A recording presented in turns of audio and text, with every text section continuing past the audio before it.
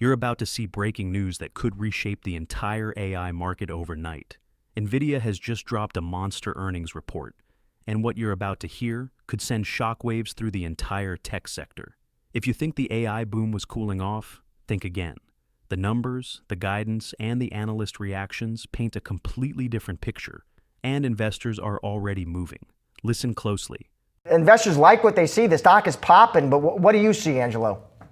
Yeah, so Josh, just based on the numbers that you just threw out there, I think the numbers were great. You're looking at the numbers as far as revenue, about 57 billion or so. I think we're looking at about 56 billion on earnings, about $1.29. So I think Street was $1.25. So they did beat the Street. As far as the guide, we were looking closer to 61, 62 billion, and they definitely came well ahead of that. And then I'd say as far as the data center numbers you provided. Also kind of beat both for the October quarter as well as I guess expected January quarter guide. And I'd also say as far as gross margins are concerned, kind of going closer towards 75 there. Our expectation was 73.5 this quarter, 74.5 for the January quarter. So I think the fact that you're getting the upside to the revenue, but also kind of the nice kind of uplift with margins is something that I think is gravitating well with investors right here after hours. Yeah, Angelo, we as investors who make a beeline, as you said, for that data center segment, that Q3 data center revenue, again, just to emphasize, 51.2, Street was at 49.34. As you look ahead, Angelo, how do you try and forecast what growth and margins could look like for that segment ahead? Yeah, I mean, listen, I think when you kind of look for the company here, I mean, about 90% of the revenue right now roughly is coming from data centers. So the company is essentially completely being driven by data centers. The fact that we remain supply constrained here, which we think will persist through 2026, and just based on the bookings that we saw here from the hyperscalers, specifically maybe the ones I'm alluding to are Microsoft and Alphabet after Q3 earnings season, essentially in our view means that it's going to be fairly supply constrained through next year and probably well through 2027, if not all of 27. So that's going to bode well for the data center revenue potential as well as the margin trajectory. We think margins will be able to be sustained at that mid-70s level here for the foreseeable future. More broadly, Andrew, I'm just looking at the revenue forecast for the current period. That's a strong forecast relative to expectations.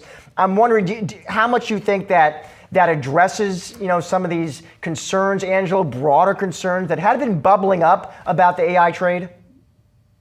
So it probably doesn't address the concerns as much as we'd like it to address the concerns. I think the concerns are more laid out into 2027 and beyond, right? So, as far as this quarter is concerned, I think most out there anticipated a beat for the quarter as well as a strong guide. I think the whisper numbers were closer to 64 billion, so even about a billion above the whisper numbers. So, but that being said, you kind of you look at the trajectory here over the next couple of quarters. You're going to get a deceleration in terms of the revenue levels. But when you kind of look at what Jensen alluded to back at GTC DC about 3-4 weeks ago, and the fact that you were talking about a $500 billion backlog or so, I mean, these type of numbers are consistent with that. So I think the numbers go up across the street here over the next 12 months. But again, expect some deceleration just because the law of numbers are getting a little bit crazy here. Angela, as a bull on the name, as I said, since they last reported, we were roughly flat, but it was up about 40% year to date heading into this print. I know you got a buy on the name. How do you think about valuation for Nvidia? So valuation actually, is pretty it's pretty attractive here relative to historical levels. I mean, you're looking at about 21 times, before the print here, 21, 22 times on a calendar 27 basis. So actually one of the cheaper names across, the larger cap stocks, tech stocks here.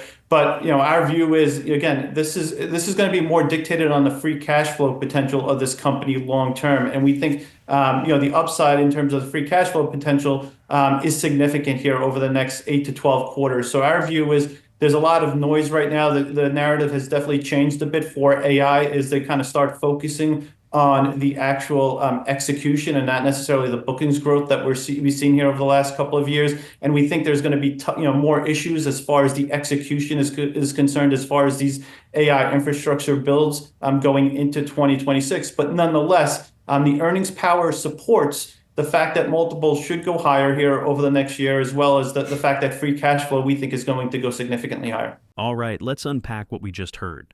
Nvidia didn't just beat expectations, they obliterated them. Revenue, margins, data center growth, everything came in above even the most bullish whisper numbers. The key detail, cloud GPUs are sold out. That means demand for Blackwell and Hopper is so strong that supply constraints could last deep into 2027. And this is exactly why investors were worried. Is the AI trade overheating? But Nvidia's numbers tell a different story. Not hype, but real backlog, real demand, and real free cash flow growth.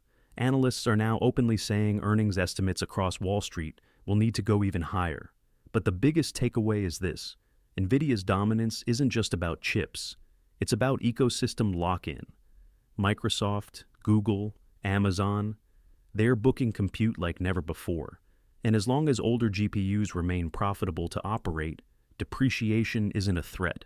Demand is. And right now, that demand is off the charts. Compounding, growing exponentially, entering the virtuous cycle of AI. This doesn't sound like a guy that's getting any more bearish on AI. So looks pretty good. There were these broader concerns, Stacy, as you well know, my friend, about the AI trade, AI valuations. They have been bubbling up, and I'm just wondering, when you see this print, and especially this, this strong forecast, does that address those concerns in your opinion?